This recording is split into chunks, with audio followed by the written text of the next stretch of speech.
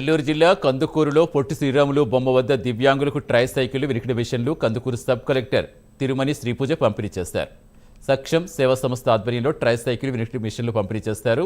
దివ్యాంగుల కోసం కూటమి సర్కార్ అనేక కార్యక్రమాలు నిర్వహిస్తోందని శ్రీపూజ తెలిపారు.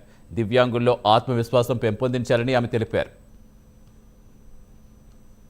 సాక్ష్యం వాళ్ళకి ఇలాంటి మంచి కార్యక్రమం చేసినందుకు నా అభినందనలు. అలానే దీనికి పాల్గొనడానికి వచ్చి దీనిలో మేము ఉన్నాము అని చెప్పి వచ్చిన ప్రజలందరికీ కూడా నా నమస్కారాలు. పత్రికా మిత్రులకు కూడా నా సుమాంజులు.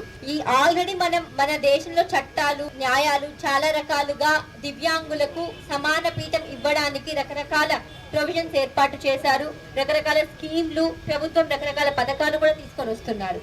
కాబట్టి ఈ రోజు మనం ఆలోచించాల్సింది వాళ్ళకి సమాన పీఠం ఇవ్వాలి, సమదృష్టిలో చూడాలి, వాళ్ళకి డిగ్నిటీ ఇవ్వాలి అంటే కాకుండా వాళ్ళని ముందుకు తీసుకెళ్ళాలి.